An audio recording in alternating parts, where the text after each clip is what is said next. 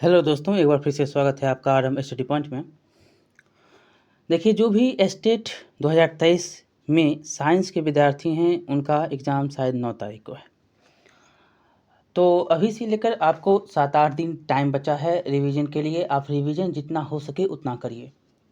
हम आपको बायो का 700 क्वेश्चन करवाएंगे महामैराथन के तौर पर, और इसमें बहुत ही इम्पोर्टेंट सारे क्वेश्चन होंगे और 450-500 क्वेश्चन हम आपको फिजिक्स केमिस्ट्री का करवा देंगे। तो टोटल 1-2 हज़ार से प्लस क्वेश्चन आपको हम साइंस में करवाने की कोशिश करेंगे। किताब तो हम गए खरीदने के लिए, स्टेट का साइंस का तो हमको कहीं मिला नहीं। जो भी मेरे पास पहले का जो 2020 का था किताब, जो बुक मेरे पास था स्टेट का, उसी का जो भी क्वेश्चन दिया गया है, बहुत ही इम्पोर्टेंट सारे क्वेश्चन हैं। हम भी इसको पढ़े थे। तो ये सारे क्वेश्चन आपको बहुत ही क्या होगा, हेल्पफुल होगा। तो ऐसे ही क्वेश्चन पूछा जाता है। ये यूपीएससी टाइप का क्वेश्चन नहीं पूछता है, ये आप जानते हैं कि, और ये भी आप जानते हैं कि जो बीपीएससी एग्ज़ाम देकर आए हैं वैसा भी क्वेश्चन स्टेट नहीं पूछता है। जो भी बिहार बोर्ड का सिलेबस है उसी हिसाब से क्वेश्चन पूछा जाता है। तो ये सारे क्वेश्चन बहुत ही इंपॉर्टेंट क्वेश्चन होंगे। हम 700 प्लस क्वेश्चन इसमें आज हम करेंगे। तो चलिए शुरू करते हैं, ज़्यादा समय नहीं लेते हुए। बहुत ही इम्पॉर्टेंट है, एक बार 2 बार आप देखने की कोशिश करिएगा। ऐसे आप पढ़े भी होंगे, बहुत सारे क्वेश्चन आप बीपीएससी की तैयारी में पढ़े हैं और अन्य एग्ज़ाम में आप पढ़े हैं। तो चलिए शुरू करते हैं। पहला क्वेश्चन देखिएगा कि निम्न में से कौन एक कोशिकीय है। तो ये आप जानते हैं कि सब जानते हैं कि अमीबा एक कोशिकीय होता है। अगला क्वेश्चन देखेंगे, किस वैज्ञानिक ने कोशिका में केंद्रक का पता लगाया। बहुत ही इंपॉर्टेंट है, बार बार क्वेश्चन पूछा जाता है, रॉबर्ट ब्राउन। अगला क्वेश्चन देखेंगे, बी नंबर इसका उत्तर होगा। अगला क्वेश्चन है कि कुछ पदार्थ जैसे CO2, O2 आदि कोशिका झिल्ली के आर पार किस प्रक्रिया द्वारा आ जा सकते हैं। तो ये विसरण के द्वारा आना जाना इनका होता है। अगला क्वेश्चन देखिएगा कि किस विलयन में कोशिका को रखने पर वह फूलने लगेगी। तो यह होगा अल्प पराशरनदाबी विलयन के द्वारा। अगला क्वेश्चन देखेंगे कि अमीबा अपना भोजन बाह्य पर्यावरण से किस प्रक्रिया द्वारा प्राप्त करता है। तो ये करता है एंड्रोसाइटोसिस के द्वारा। अगला क्वेश्चन देखिएगा कि पादप कोशिका में मौजूद कोशिका भित्ति किस पदार्थ की बनी होती है। तो ये होता है आपका सेल्यूलोज का। ठीक है, बहुत ही इंपॉर्टेंट है, बार बार ये क्वेश्चन पूछा जाता है। अगला क्वेश्चन देखेंगे कि पादप कोशिका का कौन सा भाग पौधे की संरचनात्मक दृढ़ता प्रदान करता है। तो ये है आपका कोशिका भित्ति। अगला क्वेश्चन देखेंगे, कोशिका के किस भाग में आनुवांशिक गुण होते हैं। बहुत ही इंपॉर्टेंट है, ये है क्रोमोसोम। अगला क्वेश्चन, DNA के क्रियात्मक खंड को क्या कहते हैं। तो इसको कहा जाता है जीन। अगला क्वेश्चन देखिएगा कि किस जीव की कोशिकाओं में केंद्रक झिल्ली नहीं होती है। ये भी बहुत बार पूछा जाता है, तो ये है प्रोकैरियोटिक। अगला क्वेश्चन देखिए, क्रियोट है या क्रियोटिक बोलते हैं इसको। अगला क्वेश्चन है कि मनुष्य के शरीर की सबसे बड़ी कोशिका होती है। तो ये कौन सा होता है। तो ये तंत्रिका कोशिका होता है। अगला क्वेश्चन कि सेल का नामकरण सर्वप्रथम किसने किया। तो ये करने वाले रॉबर्ट हुक थे। अगला क्वेश्चन, केंद्रक की खोज जो है खोज सर्वप्रथम किनके द्वारा होती है। तो ये होता है रॉबर्ट ब्राउन के द्वारा। अगला क्वेश्चन देखिएगा कि पुरकिंजे ने कोशिका संरचना के किस भाग की खोज की थी। तो ये किए थे जीव द्रव्य की। अगला क्वेश्चन देखेंगे यहाँ पर कि कोशिका सिद्धांत किसने प्रतिपादित किया था। तो ये करने वाले थे स्लाइडेन और श्वान के द्वारा। डी नंबर इसका उत्तर होगा। अगला क्वेश्चन है कि नाल और रस्का ने किस चीज़ का आविष्कार किया था। तो ये करने वाले थे इलेक्ट्रॉन माइक्रोस्कोप का। अगला क्वेश्चन है कि जीव द्रव्य सम्मिलित रूप से बना होता है। तो ये बना होता है आपको कोशिका द्रव्य एवं केंद्रक से। बी नंबर उत्तर होगा। अगला क्वेश्चन है कि कोशिका झिल्ली बनी है। तो कोशिका झिल्ली बनी है लिपिड एवं प्रोटीन दोनों से। बहुत ही इंपॉर्टेंट है, बार बार क्वेश्चन ये पूछा जाता है। अगला क्वेश्चन देखिएगा कि पौधे की कोशिकाओं की संरचनात्मक दृढ़ता प्रदान करता है। तो ये करता है सेल्यूलोज। D number. अगला क्वेश्चन है कि झिल्ली युक्त कोशिका पाए जाते हैं तो ये पाया जाता है आपको यूकैरियोटिक में पाया जाता है, यूकैरियोट है उसमें पाया जाता है। अगला क्वेश्चन है कि किसी प्रकार की झिल्ली नहीं होती है, किसी प्रकार की झिल्ली कहाँ पर नहीं होगा, तो ये होता है वायरस में, सी नंबर। अगला क्वेश्चन है कि अंतःप्रद्रवी जालिका की बाहरी झिल्ली के ऊपर अवस्थित रहते हैं, तो अवस्थित रहता है राइबोसोम। अगला क्वेश्चन देखेंगे, वसा एवं कोलेस्ट्रॉल संश्लेषण में भाग लेती है, तो ये लेता है चिकनी अंतःप्रद्रवी जालिका। अगला क्वेश्चन है कि राइबोसोम बना होता है, तो राइबोसोम बना होता है आपको आरएनए एवं प्रोटीन से। अगला क्वेश्चन है, गोल्जी उपकरण नहीं पाए जाते हैं, तो किसमें गोल्जी उपकरण नहीं पाया जाता है, तो लाल रुधिर कणिकाओं में, प्रोक्योटिक और नील हरे सेवारिन सभी में नहीं पाए जाते हैं। अगला क्वेश्चन देखेंगे कि समानांतर नलिकाओं या सीस्टनी जो होता है कि समूह में बनी संरचना क्या, तो ये होती है गोल्जी उपकरण, सी नंबर। अगला क्वेश्चन है, निम्नलिखित कोशिकांगों में कौन ईआर संश्लेषित पदार्थों का संचयन, रूपांतरण तथा पैकिंग कर कोशिकाओं के अंदर या एवं बाहर भेजता है, तो ये होते हैं गोल्जी उपकरण, डी नंबर। अगला क्वेश्चन देखेंगे, लाइसोसोम को सर्वप्रथम किसने देखा था, तो ये देखने वाले क्रिश्चियन डी डबे के द्वारा देखा गया, ये क्वेश्चन पूछा गया है। अगला क्वेश्चन है कि जीवाणु एवं वायरस से रक्षा करने वाले कोशिकांग हैं, तो ये है आपको लाइसोसोम। अगला क्वेश्चन है कि क्रिस्टी कहाँ पाए जाते हैं, तो ये पाया जाता है माइटोकॉन्ड्रिया में। अगला क्वेश्चन यहाँ पर देखेंगे, देखिएगा कि श्वसन से संबंधित एंजाइम मौजूद होते हैं, तो ये होता है आपको माइटोकॉन्ड्रिया गुहा मैट्रिक्स में, ठीक है। अगला क्वेश्चन देखिएगा कि रंगहीन एवं श्वेत प्लेस्टिड को कहते हैं, तो इसको क्या कहा जाता है, बहुत ही इंपॉर्टेंट है, ये होता है ल्यूकोप्लास्ट। अगला क्वेश्चन देखेंगे कि क्लोरोप्लास्ट के भीतर पाए जाने वाले तरल युक्त गुहा को कहा जाता है, तो इसको कहा जाता है स्ट्रोमा, ठीक है। अगला क्वेश्चन देखेंगे कि थाइलाक्वाइड्स समूह को क्या कहा जाता है, तो इसको ग्राना कहते हैं, ठीक है, सी नंबर। अगला क्वेश्चन है कि प्लेस्टिड एवं माइटोकॉन्ड्रिया में क्या समानताएं हैं, तो इसमें होता है आपको डीएनए, राइबोसोम की उपस्थिति और दोहरी झिल्ली की जो है से घिरा हुआ, तो इनमें से सभी उत्तर हो जाएगा। अगला क्वेश्चन है कि कोशिका के रसधानियों को चारों ओर से घेरने वाले झिल्ली को क्या कहते हैं, इसको कहा जाता है टोनोप्लास्ट। अगला क्वेश्चन देखेंगे, तारक रश्मियाँ किस कोशिकांग से संबंधित हैं, तो ये होता है आपको एस्ट्रोसोम से, बी नंबर। अगला क्वेश्चन है कि केंद्रक द्रव एवं कोशिका द्रव के बीच पदार्थों का आदान प्रदान किसके द्वारा होता है, तो ये होता है केंद्रक छिद्र द्वारा। अगला क्वेश्चन है कि केंद्रक द्रव में पाई जाने वाली महीन धागों के जाल को क्या कहते हैं, तो इसको कहा जाता है क्रोमेटिन जालिका। अगला क्वेश्चन है कि प्रोकैरियोटिक कोशिकाओं में पाए जाने वाले क्रोमेटिक पदार्थों को कहा जाता है, तो इसको कहा जाता है केंद्रीय काय। अगला क्वेश्चन है कि सभी जीवों के क्रियात्मक और संरचनात्मक इकाई को क्या कहते हैं, तो इसको कहा जाता है कोशिका। अगला क्वेश्चन देखेंगे, निम्न में कौन सी कोशिकीय जीव है, तो ये है आपको पैरामीशियम, अमीबा और जीवाणु, ये सभी के सभी होते हैं, डी नंबर। अगला क्वेश्चन देखेंगे कि जिस जीव में कोशिकाएं मिलकर जीव की रचना करते हैं उन्हें क्या कहा जाता है, तो इसको बहुकोशिकीय जीव कहते हैं। अगला क्वेश्चन है कि कोशिकीय गति विधि का नियंत्रण होता है, तो ये होता है आपको केंद्रक के द्वारा।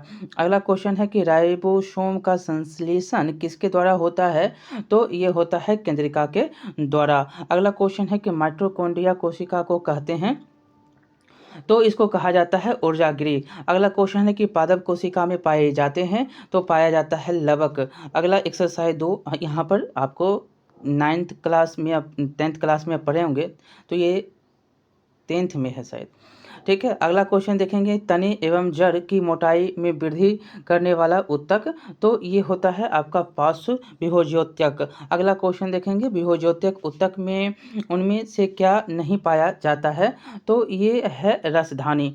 अगला क्वेश्चन देखेंगे कि पौधों में लचीलेपन का गुण निम्न में से किस उत्तक के कारण होता है, तो ये होता है कोलेन काइमा के द्वारा। अगला क्वेश्चन है कि किस अस्थायी ऊतक में लिग्निन नामक रासायनिक पदार्थ पाया जाता है? तो यह है स्क्लेरेन काइमा, सी नंबर। अगला क्वेश्चन है कि एरेन काइमा किस प्रकार के पौधों में पाए जाते हैं? तो ये पाए जाते हैं जलीय पौधे में। अगला क्वेश्चन है कि पत्ती की एपिडर्मिस में मौजूद छोटे छोटे छिद्र क्या हैं? तो ये होता है आपको स्टोमेटा।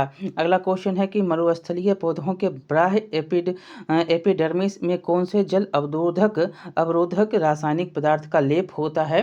तो ये होता है क्यूटीन। अगला क्वेश्चन है कि किस जटिल ऊतक द्वारा पौधों में पानी एवं खनिज लवण का संवहन होता है? तो ये होता है जाइलम। पानी में जाइलम होगा, जब पत्ते वाला आएगा उसमें फ्लोएम होगा। अगला क्वेश्चन देखेंगे कि मनुष्य की श्वास नली में किस प्रकार के एपिथेलियम ऊतक होते हैं?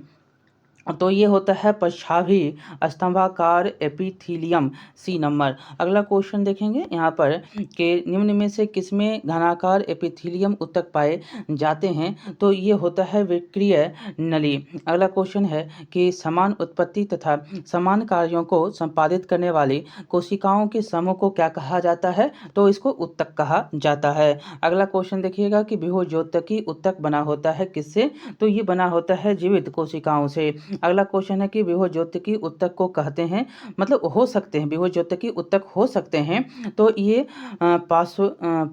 पार्श्वस्थ, शीर्षस्थ और अंतर्वेशी। अगला क्वेश्चन देखेंगे संवहन ऊतक का निर्माण होता है। तो संवहन ऊतक का निर्माण पार्श्वस्थ विभुज्योतकी ऊतक से होते हैं। अगला क्वेश्चन है कि क्लोरोफिल युक्त मृदु तक को कहा जाता है। तो इसको कोलेरेन काइमा कहा जाता है, डी नंबर। अगला क्वेश्चन एरेन काइमा पाया जाता है। तो एरेन काइमा जलीय पौधे में पाए जाते हैं। अगला क्वेश्चन है कि स्थूल कोण ऊतक की कोशिकाओं के किनारे में स्थूलन होता है। तो ये होता है सेल्यूलोज से, ए नंबर। अगला क्वेश्चन है कि बीजों के कठोर आवरण में पाया जाता है। तो ये पाया जाता है दीर्घ ऊतक। अगला क्वेश्चन निम्नलिखित में से किसमें जीव द्रव्य नहीं होता है? बहुत ही इंपॉर्टेंट है ये कॉर्क कोशिका हो जाएगा, और दीर्घ ऊतक में ए और बी दोनों हो जाएगा, सी नंबर। अगला क्वेश्चन देखेंगे जाइलम ऊतक में पाए जाते हैं। तो बहुत ही इंपॉर्टेंट है जाइलम ऊतक वाला भी। तो इसमें वाहिकाएं पाए जाते हैं, वाहिकाएं हैं, वहिनिकाएं हैं और चालनी नलिकाएं हैं, ए सी। इसमें देखेंगे तो उत्तर हो जाएगा ए और सी। ए सी में क्या आता है? तो वाहिकाएं और वहिनिकाएं, ये दोनों हो जाएंगे, डी नंबर, बी नंबर नहीं होगा। ठीक है। अगला क्वेश्चन देखेंगे फ्लोएम और जाइलम का निर्माण होता है। तो ये होता है आपको 4 तत्वों से, सी नंबर इसका उत्तर होगा। फ्लोएम में पाए जाते हैं। तो फ्लोएम में पाया जाता है फ्लोएम मृदुतक, वाष्प तंतु और चालनी नलिकाएं, ए बी सी सभी हो जाएंगे, डी नंबर उत्तर हो जाएगा। अगला क्वेश्चन देखेंगे चालनी पट्टी पाई जाती है। तो ये पाया जाता है 2 चालनी नलिकाओं के बीच में। अगला क्वेश्चन है कि चालनी नलिकाओं में भोज्य पदार्थ के संवहन में मदद करता है। तो ये करता है सहकोशिकाएं, ए नंबर उत्तर होगा। अगला क्वेश्चन देखिएगा इसमें कि फ्लोएम ऊतक को यांत्रिक सहायता प्रदान करता है। तो ये करता है फ्लोएम तंतु। अगला क्वेश्चन देखेंगे निम्नलिखित में से कौन सी ऊतक लाल ग्रंथि एवं श्वेत ग्रंथि में पाई जाती है? तो ये होता है आपको क्यूबाइडल एपिथीलियम, सी नंबर उत्तर हो जाएगा। अगला क्वेश्चन देखेंगे अलेखित एवं रेखित ऊतक मूल रूप से किस प्रकार के ऊतक हैं? तो ये होता है पेशी ऊतक। अगला क्वेश्चन है कि इनमें से कौन त्वचा एवं मांसपेशियां अथवा 2 मांसपेशियों को जोड़ने का कार्य करता है? तो ये होता है एरियोलर ऊतक, ए नंबर उत्तर हो जाएगा। अगला क्वेश्चन है कि इनमें से किस प्रकार की ऊतक की कोशिकाओं में वसा की बूंदें भरी होती है? तो ये होता है वसा संयोजी ऊतक। अगला क्वेश्चन देखेंगे कि टेंडन का जो है निर्माण करता है। तो ये करता है श्वेत तंतुमय ऊतक। अगला क्वेश्चन देखेंगे इनमें से कौन सा प्लीहा यकृत एवं अस्थि मज्जा में पाया जाता है? तो ये होता है जालवर्त संयोजी ऊतक, सी नंबर। अगला क्वेश्चन देखेंगे कि बाह्य कण में पाए जाने वाले अंतः कंकाल क्या है? तो ये होता है उपास्थि। अगला क्वेश्चन न्यूट्रोफिल तथा बेसोफिल प्रकार है। तो ये प्रकार होता है श्वेत रुधिर कणिका के। अगला क्वेश्चन है नेत्र की आइरिस में पाए जाने वाले पेशी हैं, तो ये होते हैं आपको अरेखित पेशी। अगला क्वेश्चन देखिएगा कि इनमें से कौन ऐच्छिक पेशी कहलाता है, तो ये होता है रेखित पेशी। अगला क्वेश्चन कि निम्नलिखित में कौन कथन लसिका के लिए सही है, तो ये होता है आपको इनमें से सभी है। इनमें लाल रुधिर कणिकाएं एवं प्लेटलेट्स नहीं होते। इनमें श्वेत कणिकाएं जिसको लिम्फोसाइट्स जो होता है वो तैरते रहते हैं और यह शरीर के असंक्रमणीय तंत्र का निर्माण करता है। अगला क्वेश्चन देखिएगा कि इनमें किसका केंद्रक पॉलीवर्त होता है, तो ये होता है आपका न्यूट्रोफिल में और थैम्बोसाइट्स में और इयोसिनोफिल का। ये तीनों के तीनों हो जाएंगे। अगला क्वेश्चन है कि संवेदना को शरीर के एक भाग से दूसरे भाग में भेजने का कार्य किसका होता है, तो ये होता है आपको तंत्रिका ऊतक का। अगला क्वेश्चन देखिएगा। अगला क्वेश्चन है कि श्वेत तंतु तथा पीला तंतु पाए जाते हैं, तो ये पाया जाता है एरियोलर ऊतक में। अगला क्वेश्चन है कि ऑस्टियोब्लास्ट नामक कोशिकाएं पाई जाती हैं, तो ये पाया जाता है अस्थि में। अगला क्वेश्चन है कि कोर्डिन नामक प्रोटीन पाई जाती है, तो ये उपास्थि में पाया जाता है। अगला क्वेश्चन है कि आयतन के हिसाब से प्लाज्मा रक्त या रुधिर का कितना प्रतिशत भाग है, तो ये होता है 55%। अगला क्वेश्चन देखेंगे कि किसकी उपस्थिति मेमेलिया की अस्थियों की पहचान है, तो ये होता है हेर्वेशियन की उपस्थिति तंत्र की, हेर्वेशियन तंत्र की। अगला क्वेश्चन है कि पेशी ऊतक के भीतर पाए जाने वाले तरल का क्या कहलाता है, तो ये कहलाता है आपको साइकेप्लाज्म। ये नंबर उत्तर हो जाएगा। अगला क्वेश्चन है कि न्यूरॉन के टेंड्रन से निकलने वाली पतली पतली शाखाएं क्या कहलाती है, तो ये कहलाता है आपको डेंड्राइट्स।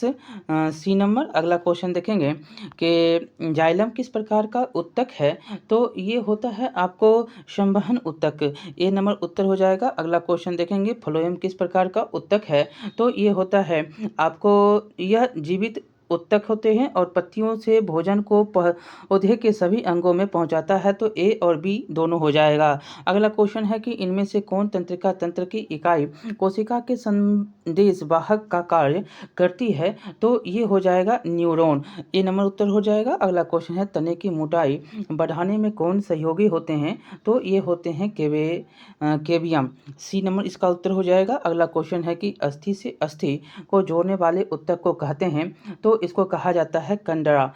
ए नंबर इसका उत्तर हो जाएगा। अगला क्वेश्चन देखेंगे कि एक जो न्यूरॉन से दूसरे न्यूरॉन तक संदेश वाहक का काम करने वाला इनमें से कौन, तो इनमें से आपको एक्सॉन होता है, एक्सॉन। अगला क्वेश्चन है कि चिकनी पेशियां को यह भी कहते हैं, क्या कहा जाता है, तो अनैच्छिक पेशियां के नाम से भी जाना जाता है। बी नंबर इसका उत्तर हो जाएगा। अगला क्वेश्चन है कि हमारे शरीर की सबसे लंबी कोशिकाएं कौन, तो ये तो सब जानते हैं कि ये तंत्रिका कोशिका होती है। ए नंबर। अगला है स्नायु नामक संयोजी ऊतक किसे जोड़ते हैं, तो ये जोड़ता है आपको दो अस्थियों को। बी नंबर इसका उत्तर होगा। अगला क्वेश्चन कंकाल पेशी किस प्रकार के ऊतक हैं मतलब किस प्रकार के पेशी ऊतक हैं, तो ये हैं ऐच्छिक। अगला क्वेश्चन है कि कान में पाए जाने वाले संयोजी ऊतक हैं, तो ये होता है उपास्थि। अगला क्वेश्चन देखेंगे कि मांसपेशियों की उपस्थिति मांसपेशियों को अस्थियों से जोड़ने वाले संयोजी ऊतक हैं, तो कौन है, तो कंडरा। अगला क्वेश्चन है कि तंत्रिका कोशिका में पाए जाने वाले लंबे तथा पतले प्रबंध को क्या कहा जाता है, तो ये कहा जाता है एक्सॉन। ए नंबर। अगला क्वेश्चन है कि अस्थि किस प्रकार का ऊतक है, तो अस्थि होता है संयोजी ऊतक। अगला क्वेश्चन देखेंगे मशरूम है, मशरूम क्या है, तो मशरूम एक कवक है। अगला क्वेश्चन ब्रायोफाइटा के अंतर्गत तो मांस आता है। अगला क्वेश्चन देखेंगे इनमें कौन संवही पौधे होते हैं, तो ये होता है आपको फर्न। अगला क्वेश्चन देखेंगे जीवों को किन्होंने 5 जगत में वर्गीकृत किया, तो ये करने वाले थे विटेकर। अगला क्वेश्चन है कि यूग्लिना को किस जगत में रखा जाता है, तो ये रखा जाता है प्रोटिस्टा में। अगला क्वेश्चन है कि कवक में अभाव होता है, तो हाँ क्लोरोफिल का। अगला क्वेश्चन देखेंगे कि ऐसे पौधे जिनका शरीर जड़ तना एवं पत्तियों में विभेदित नहीं रहता उसे कहा जाता है, तो इसको थैलेस कहा जाता है। ए नंबर। अगला क्वेश्चन इनमें कौन बहुकोशिकीय जीव है, तो ये होता है स्पाइरोगायरा। C number. अगला क्वेश्चन देखिएगा। अगला क्वेश्चन है कि किस जीव में स्वपोषी एवं परपोषी दोनों प्रकार के पोषण पाए जाते हैं? तो ये होता है जीवाणु का। इनमें अगला क्वेश्चन है कि इनमें कौन पुष्पीय पौधे हैं? तो ये होता है एंजियोस्पर्म। अगला क्वेश्चन देखिएगा। सरल एवं जो है प्रोकैरियोटिक सूक्ष्म जीवों को सम्मिलित किया गया है, तो ये किया गया है मोनेरा में। अगला क्वेश्चन जीवाणुओं में नहीं पाया जाता है, क्या नहीं पाया जाता है? तो केंद्रिका, केंद्रक, केंद्रक झिल्ली, ये सभी। अगला क्वेश्चन देखेंगे, कोई भी नहीं होगा, इनमें से कोई नहीं। ठीक है, उत्तर हो जाएगा इसमें डी। अगला क्वेश्चन है कि एनीमिलिया जगत के पौधों में नहीं पाई जाती है, तो ये आपका कोशिका भित्ति हो जाएगा और क्लोरोफिल हो जाएगा, ए और बी दोनों हो जाएगा। अगला क्वेश्चन देखेंगे, निम्नलिखित में कौन जो है विकसित बीज रहित पौधे का समूह है? तो ये है टेरिडोफाइटा, सी नंबर उत्तर हो जाएगा। अगला क्वेश्चन है कि थैलोफाइटा, ब्रायोफाइटा और टेरिडोफाइटा को सम्मिलित रूप से क्या कहा जाता है? तो इसको क्रिप्टोगेम्स कहा जाता है, ए नंबर उत्तर हो जाएगा। अगला क्वेश्चन है कि जनन प्रक्रिया के फलस्वरूप बीज की उत्पत्ति होती है, तो ये फेनरोगेम्स में होती है, बी नंबर उत्तर होगा। अगला क्वेश्चन है कि साइकस और पाइनस मुख्य उदाहरण हैं, तो किसके? तो ये जिम्नोस्पर्म का, डी नंबर उत्तर होगा। अगला क्वेश्चन है कि यह पादप जगत का सबसे बड़ा समूह इनमें से कौन है? तो ये होता है आपको एंजियोस्पर्म, सी नंबर। अगला क्वेश्चन है कि धान एवं गेहूं किस प्रकार के पौधे होते हैं? तो ये होते हैं आपको एक बीजपत्री। अगला क्वेश्चन देखेंगे, इन निम्न में से किसमें संवहन मंडल वलयाकार रूप से व्यवस्थित रहते हैं? तो ये होता है आपका द्विबीजपत्री पौधों में। अगला क्वेश्चन है कि द्विबीजपत्री पौधे के सामान्य उदाहरण हैं, तो ये होता है आपको ईख और आम, बी और सी। सॉरी, ईख नहीं होगा, इसमें बी है तो बी हो जाएगा आम और लीची। ठीक है, द्विबीजपत्री में आम और लीची। अगला क्वेश्चन देखिए, डी नंबर उसका उत्तर होगा। अगला क्वेश्चन है कि जालिकावत सिरा विन्यास किन पौधों की पत्तियों में पाया जाता है? तो ये पाया जाता है द्विबीजपत्री में। ठीक है, अगला क्वेश्चन देखिएगा कि ऐसे प्राणी जिनकी कोशिका में केंद्रक झिल्ली तथा झिल्ली से घिरे कोशिकांग पाए जाते हैं, क्या कहलाते हैं? तो ये कहलाते हैं यूकेरियोटिक। अगला क्वेश्चन देखेंगे, ऐसे जंतु जिनका शरीर किसी भी काट से दो समान भागों में नहीं बट सकता, वो क्या कहलाते हैं? तो ये असंमित कहलाते हैं। अगला क्वेश्चन देखेंगे कि किस फाइलम के जंतु के शरीर में ऊतक नहीं विद्यमान होते हैं? तो ये होता है पोरीफेरा, ए नंबर उत्तर होगा। अगला क्वेश्चन है कि सिलेंट्रोन या जठर गुहावाहिनी पाई जाती है, तो ये पाया जाता है हाइड्रा में, डी नंबर। अगला क्वेश्चन है कि 133 नंबर क्वेश्चन की इंटरस्टिशियल कोशिकाएं तथा नाइडोब्लास्ट या दंश कोशिकाएं किस फाइलम या संघ के जंतुओं में पाई जाती है? तो ये नाइडेरिया में पाया जाता है। अगला क्वेश्चन है कि निम्नलिखित किस जंतु में आहार नाल अनुपस्थित होता है? तो ये टीनिया में होता है। अगला क्वेश्चन है कि कूट सिलोम की उपस्थिति निम्नलिखित किस फाइलम का गुण है? तो ये एस्क्लिथमनीज के गुण होते हैं। अगला क्वेश्चन देखेंगे कि काटेनुमा सूख के द्वारा प्रचलन होता है, तो ये होता है आपको केचुआ में। अगला क्वेश्चन देखेंगे कि द्विपार्श्व सम्मिलित तथा खंडित सम्मिलित निम्नांकित में से किसके गुण हैं? तो ये होता है आपको आर्थ्रोपोडा में।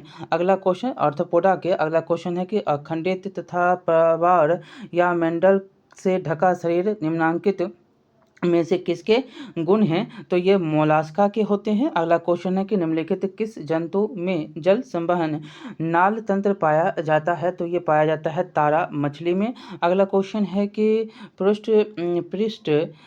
पृष्ठरज्जु, ग्रसनी, गील छिद्र तथा खोखला तंत्रिका रज्जु निम्नलिखित में से किसके गुण हैं? तो ये होता है मेढक के, रोहू के, मनुष्य के। ये सभी के सभी इसमें उत्तर हैं। अगला क्वेश्चन है कि मेरुदंड रज्जु निम्नांकित में से किसमें नहीं पाया जाता है? तो ये है हर्डमेनिया। ठीक है, अगला क्वेश्चन देखेंगे इसमें कि सल्कों से ढकी त्वचा तथा पंख या फिन्स को उपस्थिति निम्नांकित निम्नांकित में से किसके गुण हैं? तो ये होता है मत्स्य या पीसीज के। अगला क्वेश्चन देखेंगे, समुद्री घोड़ा किस वर्ग का सदस्य है? तो ये होता है आपको मत्स्य या पीसीज वर्ग का। अगला क्वेश्चन है कि उपसंग वर्टिपेडा वेट्रा का उपसंग वेट्रा का वह वर्ग कौन है जिसके सदस्यों की त्वचा ग्रंथि नहीं होने से शुष्क होती है तथा जो शीत रक्तीय होते हैं? तो ये है आपका रेप्टिलिया। अगला क्वेश्चन है कि उपसंग वर्टिवेट्रा का वह वर्ग कौन है जिसके सदस्य नियततापी होते हैं तथा जिनके अग्रपाद पंखों में रूपांतरित होते हैं? तो ये होता है आपको एबीज, डी नंबर। अगला क्वेश्चन है कि निम्नलिखित में कौन उभयलिंगी हैं? तो ये होता है आपको टीनिया। अगला क्वेश्चन है कि वास्तविक देह गुहा की उपस्थिति किस संघ के जंतुओं का गुण है? तो ये होता है एनिलिडा। अगला क्वेश्चन है कि इनमें कौन नियततापी जंतु है? तो ये होता है आपको चमगादड़। अगला क्वेश्चन है कि निम्नलिखित में किसके जो है जबड़े के दांत नहीं होते हैं, जबड़े में दांत? तो ये होता है कबूतर। अगला क्वेश्चन देखेंगे कि बाह्य कण की उपस्थिति किस वर्ग के जंतुओं का गुण है? तो ये होता है मेमेलिया। अगला क्वेश्चन है कि किस विभाग के पौधों को पादप वर्ग का उभयचर कहा जाता है? तो यह है ब्रायोफाइटा। अगला क्वेश्चन है कि किस प्रकार के पौधों की पत्तियों में समानांतर सिरा विन्यास रहता है? तो ये रहता है एक बीजपत्री, बी नंबर। अगला क्वेश्चन है कि नेफ्रीडिया उत्सर्जी अंग हैं? तो ये होते हैं आपको संघ एनिलिडा का। अगला क्वेश्चन है कि निम्नलिखित में कौन शीत रक्तीय प्राणी हैं? तो ये होते हैं मेढक। अगला क्वेश्चन है कि टॉर्सन नामक प्रक्रिया के कारण किसका शरीर जो है असमित हो जाता है? तो ये होता है घोंघा। ठीक है, अगला क्वेश्चन देखेंगे। अगला क्वेश्चन है कि जल संवहन नाल तंत्र की उपस्थिति किस संघ के जंतुओं का लक्षण है? तो ये है एकाइनो ओडमेंटा का। अगला क्वेश्चन देखेंगे कि सजीवों की मौलिक इकाई होती है? तो ये होता है आपको कोशिका। अगला क्वेश्चन है कि सभी जीवों का स्वास्थ्य निर्भर करता है? तो यह पर्यावरण पर। अगला क्वेश्चन देखेंगे, जिन रोगों की अवधि कम होती है उन्हें क्या कहा जाता है? तो तीव्र रोग। अगला क्वेश्चन, फील पॉव रोग किस प्रकार के रोग हैं? तो यह हैं दीर्घकालिक रोग। अगला क्वेश्चन, निम्न में से कौन सा प्रचंड रोग है? तो ये रोग है आपको खांसी जुकाम। अगला क्वेश्चन है कि सूक्ष्म जीवों द्वारा समुदाय में फैलने वाले रोग को कहते हैं? तो इसको संक्रामक रोग कहा जाता है। अगला क्वेश्चन है कि पैप्टिक वर्म नामक रोग का कारण क्या होता है? तो ये होता है बैक्टीरिया। अगला क्वेश्चन है कि निम्न में कौन सा रोग वायरस जनित है? तो ये होता है एड्स। अगला क्वेश्चन है कि निम्न में से कौन सा रोग प्रोटोजोआ से होता है? तो ये होता है मलेरिया। अगला क्वेश्चन है कि फील पाँव रोग किस सूक्ष्म जीव के कारण होते हैं? तो ये होता है कृमि। अगला क्वेश्चन देखेंगे, अच्छे स्वास्थ्य की मुख्य शर्त क्या है? तो ये होता है आपको संतुलित आहार, व्यक्तिगत और घरेलू स्तरों की स्वच्छता और स्वच्छ भोजन, जल और हवा, ये सभी के सभी। अगला क्वेश्चन देखेंगे, इनमें से कौन आहार संतुलित ना होने के कारण होने वाला रोग होता है? तो ये होता है हीनता जनित रोग, ए नंबर। अगला क्वेश्चन, भोजन में लोह खनिज की कमी से होने वाले रोग क्या कहलाता है? तो ये कहलाता है एनीमिया। अगला क्वेश्चन देखेंगे यहाँ पर कि इनमें से किसके कारण मुंह के कैंसर होने की संभावना अधिक होती है? तो ये होता है तंबाकू चबाने से। अगला क्वेश्चन कि इनमें से कौन शरीर के जड़ों को प्रभावित करने वाला मानव रोग है? तो यह है गठिया। अगला क्वेश्चन है कि ऐसे संकेत जो शारीरिक अंगों के सामान्य कार्य न करने से मिलते हैं तथा जिसे केवल रोगी ही महसूस कर सकता है, क्या कहलाता है? तो ये कहलाता है रोग लक्षण। अगला क्वेश्चन कि त्वचा एवं आँखों के सफ़ेद भाग का पीला होना किस रोग को चिन्हित करता है? तो ये करता है हेपेटाइटिस। अगला क्वेश्चन देखिएगा कि ऐसे रोग जो अचानक उत्पन्न होते हैं तथा जिनका तीव्र प्रभाव कम समय के लिए परंतु तीक्ष्ण होते हैं, किस श्रेणी के रोग होते हैं? तो ये होते हैं तीव्र रोग। अगला क्वेश्चन, ऐसे रोग जो बच्चों को जन्म काल से अपने माता पिता से प्राप्त होता है, वो क्या कहलाते हैं? तो ये आनुवांशिक रोग कहलाते हैं। अगला क्वेश्चन, हीमोफीलिया निम्नलिखित में से किस श्रेणी का रोग होता है? तो ये होता है आनुवांशिक रोग। अगला क्वेश्चन, इंसुलिन नामक हार्मोन के स्राव में गड़बड़ी होने वाला रोग क्या होता है? तो मधुमेह। अगला क्वेश्चन, वृद्धि हार्मोन से ज़्यादा बनने के कारण होने वाला रोग क्या होता है? तो ये होता है जाइगेटिज्म। अगला क्वेश्चन देखेंगे कि सूक्ष्म रोगाणु के कारण मनुष्यों में होने वाले रोग निम्नलिखित में से किस श्रेणी में आते हैं? तो ये आता है आपको बाह्य कारकों से होने वाले रोग। अगला क्वेश्चन देखिएगा कि इनमें से कौन संक्रामक रोग हैं? तो ये होता है आपको रेबीज, डिप्थीरिया, कालाजार, सभी के सभी। अगला क्वेश्चन है कि ऐसे रोग जो संक्रमण अभिकर्ताओं जैसे रोगाणु के कारण नहीं होते क्या कहलाते हैं? तो ये कहलाता है आपको असंक्रामक रोग। अगला क्वेश्चन,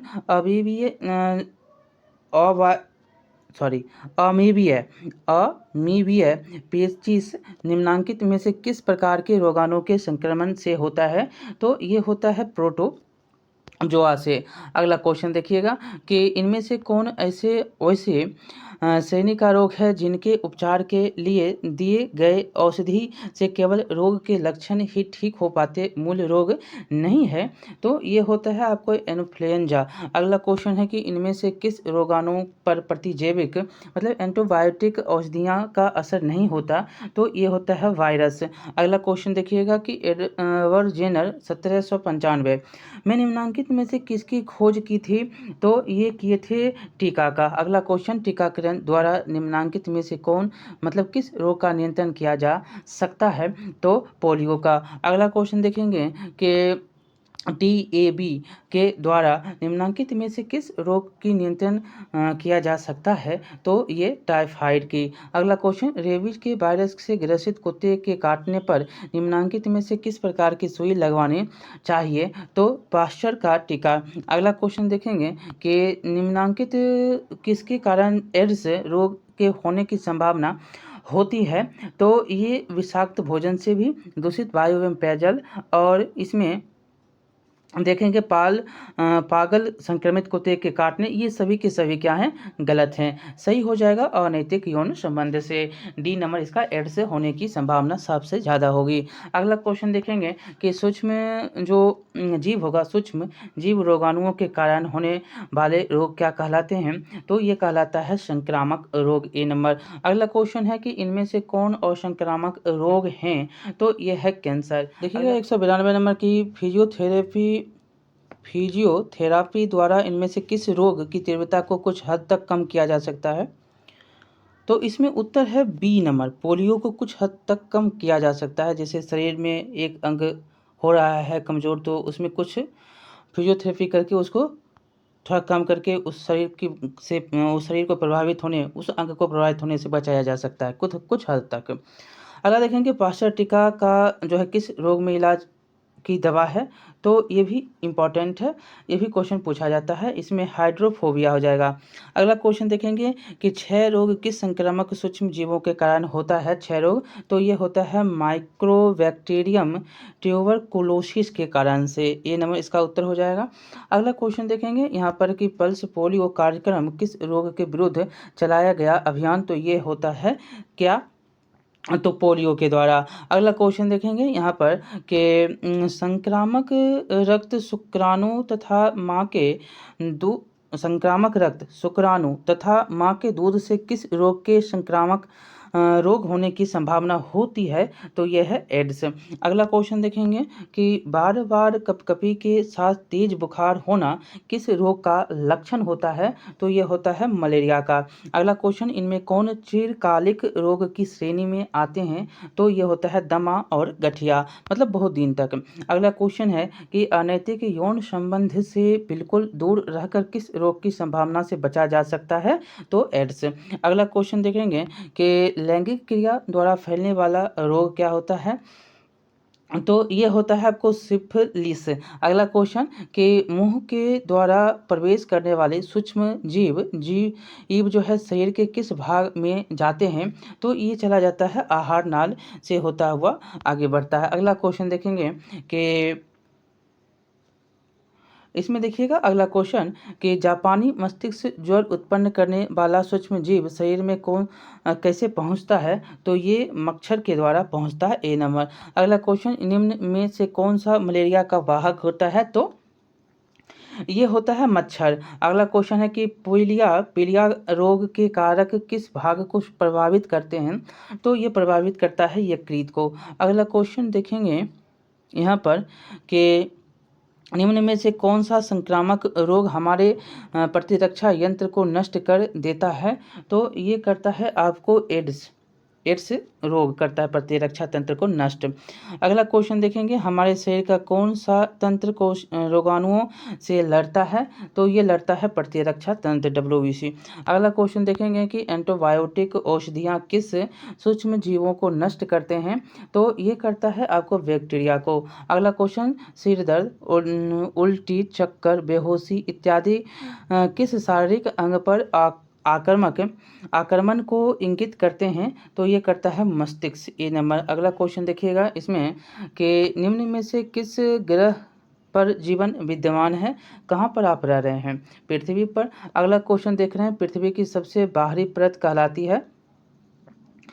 तो स्थल पृथ्वी की बाहरी परत को कहते हैं स्थल मंडल।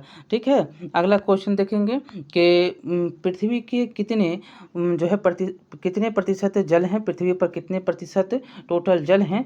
तो 71 है, इसमें एक 75 दिया है। देखेंगे यहाँ पर 71। अगला क्वेश्चन है कि कौन पूरी पृथ्वी को कंकाल के समान ढके रहता है? तो ये होता है वायुमंडल। अगला क्वेश्चन देखेंगे कि सजीव जीव मंडल के डैश घटक हैं? तो ये होता है आपको जैविक घटक। अगला क्वेश्चन निम्न में से कौन जीव मंडल के अजैव घटकों में से हैं? तो ये होता है जल। अगला क्वेश्चन देखेंगे कि शुक्र तथा मंगल जैसे ग्रहों पर वायुमंडल का मुख्य घटक क्या? तो ये होता है कार्बन डाइऑक्साइड। अगला क्वेश्चन देखेंगे कि निम्न में से कौन जल्दी गर्म होता है? तो ये होते हैं जल। अगला क्वेश्चन दिन के समय हवा की दिशा होती है? तो समुद्र से स्थल की और स्थल से समुद्र रात में। अगला क्वेश्चन कि निम्न में से किसकी उपस्थिति अम्लीय वर्षा का कारण होता है? तो सल्फर के विभिन्न ऑक्साइड उपस्थित होंगे तब। अगला क्वेश्चन इनमें से किस समूह को बाह्य स्रोतों से अपने भोजन पूर्ति करने की जरूरतें नहीं होती?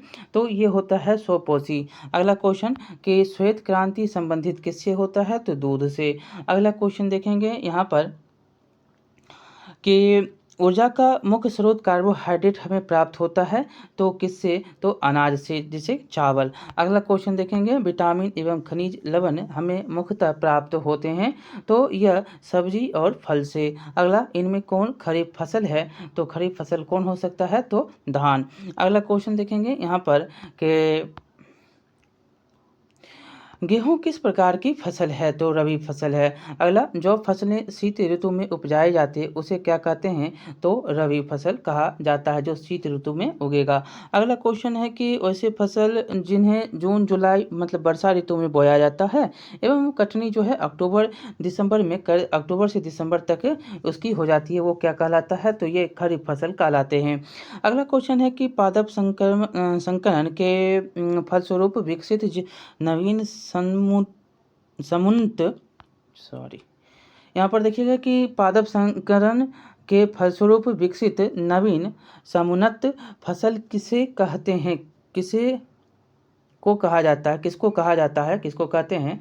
तो ये कहा जाता है संकर एवं हाइब्रिड को। अगला क्वेश्चन है कि जनक पौधों की तुलना में संकर पौधे होते हैं तो समुन्नत होते हैं और सर्वथा होते हैं। अगला क्वेश्चन है कि पौधे के दो विभिन्न जेनेरा के बीच होने वाला संक्रमण कारक होता है? तो ये होता है आपको अंतरावंशीय।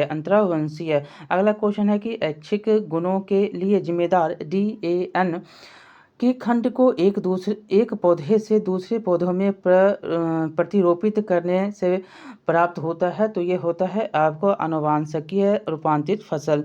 अगला क्वेश्चन है कि पादप प्रजनन के लिए चयन किए गए दोनों पौधों की प्रजातियां होती है, तो ये होता है उभयलिंगी, बी नंबर। अगला क्वेश्चन है कि निम्नलिखित में से कौन समुन्नत किस्में में होने वाली हानियां हैं, तो ये होते हैं आपको कम चारे की प्राप्ति और बौनी प्रजातियां। ठीक है, ए और बी दोनों, डी नंबर इसका उत्तर हो जाएगा।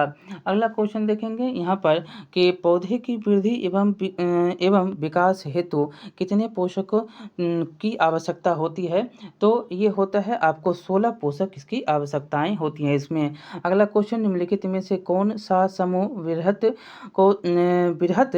पोषक का है, तो ये होता है आपको मैग्नीशियम, नाइट्रोजन और फास्फोरस। अगला क्वेश्चन देखेंगे, हाइड्रोजन की प्राप्ति पौधों में होती है, तो हाइड्रोजन की प्राप्ति होती है पानी से। अगला क्वेश्चन, पौधे कार्बन प्राप्त करते हैं, पौधे कार्बन कहाँ से प्राप्त करते हैं, तो हवा से।